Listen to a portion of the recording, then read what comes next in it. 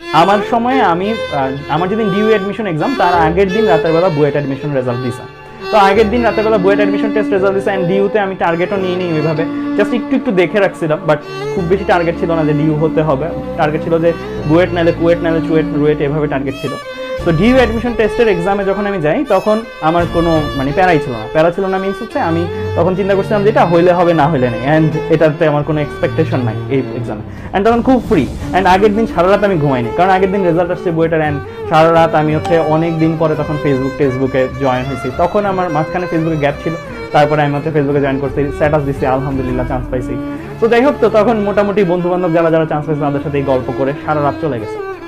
তো due admission টেস্টের এক্সামের সময় এমন হয়েছে যে আমি এই ম্যাথটা পারি হিসাব করলে চলে আসবে, কিন্তু আমার তখন মাথা এত ভন করতেছিল যে মনে হচ্ছিল যে এটা রেঞ্জের মতো দাগাই, যে এটা এর এত বড় হবে না, এত ছোট হবে না, এটা হবে, এইভাবে দাগাইছে বেশিরভাগই।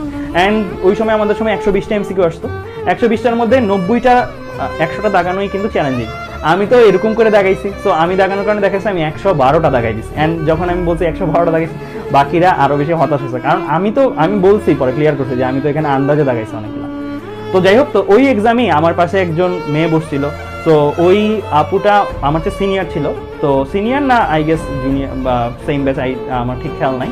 তো ওই আপুটা বলতেছে যে ওই আপুটার হচ্ছে এইটাই সুযোগ, তো শেষ সুযোগ মনে হয়। হ্যাঁ, ওই আপুটা সিনিয়র ছিল, মানে সেকেন্ড টাইম এইচএসসি দিছে এরকম। তো বলতেছে যে একটু দেখাইতে এরকম। তো তখন আমি হচ্ছে ওনাকে দেখাচ্ছিলাম। তো ওনাকে দেখানোর সময় আমাকে স্যার পরে এইখান থেকে বলছে যে এই তুমি উঠো, দাঁড়াও। তারপর দাঁড়াইলাম, তারপর বলছে যে তুমি দেখা দেখি করতেছো কেন? তারপরে আমি বলছি স্যার সরি স্যার। তারপরে আমাকে একদম স্যারের সামনে স্যারের পাশে বসায় তারপর বাকি পরীক্ষাটা দিতে হয়েছে।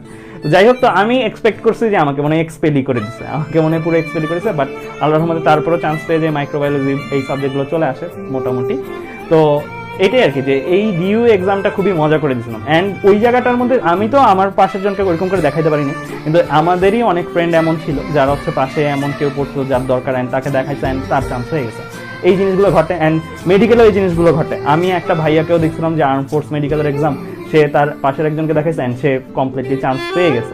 সো এইরকম জিনিসগুলো খুবই ঘটে, অ্যান্ড এটা লাকের উপর, বাট এটা তো আমরা এক্সপেক্ট করবো না কেউ, কারণ আমার পাশে কে বসবে আমি জানি না, অ্যান্ড সে কতটুকু হেল্পফুল এটাও আমি জানি না, অ্যান্ড ক্লাসের রুমটা কেমন, স্যার ম্যাডাম কেমন গার্ড করবে সেটাও আমি জানি না, অ্যান্ড ওখানে অ্যাকচুয়ালি কী হচ্ছে সেটাও জানি না। তাই রিস্ক নেওয়া কোনোভাবেই উচিত না, কারণ তোমাকে এক্সপেল করেও দিতে পারে, তুমি নিজেও জানো সাইলেন্ট এক্সপেল হইতেও পারে, তাই না? তো তখন তোমার এই রিস্কটা নেওয়া ঠিক হবে না। কিন্তু অনেকে থাকে এরকম লাকি যারা এরকম করে অনেক ক্ষেত্রেই চান্স পেয়ে যায়।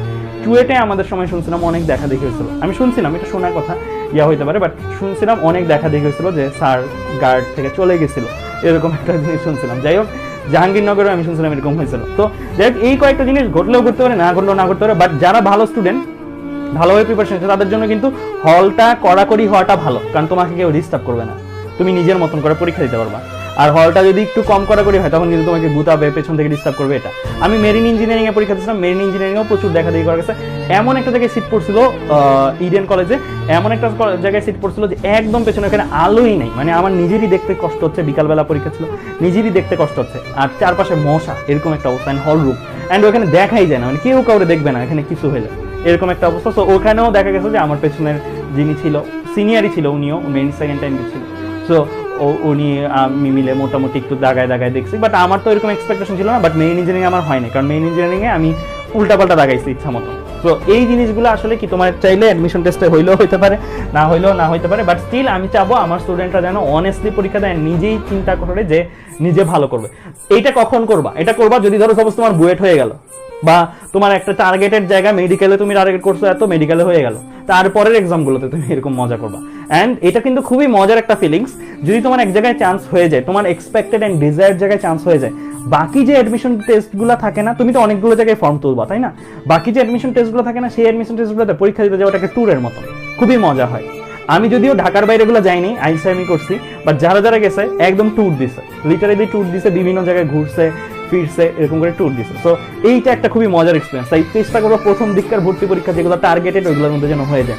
একটা জায়গায় যদি হয়ে যায়, তারপরে ওই জায়গায় পাড়া দিয়ে বাকিগুলোতে তোমার কিন্তু ভালো করা সহজ, এক্সপেকটেশন কম থাকে, কারণ তোমার না হইলেও এমন না যে একদম পড়ে যাবা, তোমার কিছু একটা আছে, এইরকম একটা ব্যাপার থাকবে। সো শুরুর দিকের পাবলিক ইউনিভার্সিটিগুলো হয়ে যাওয়াটা তাই খুবই পজিটিভ একটা সাইন। তো চলো আমরা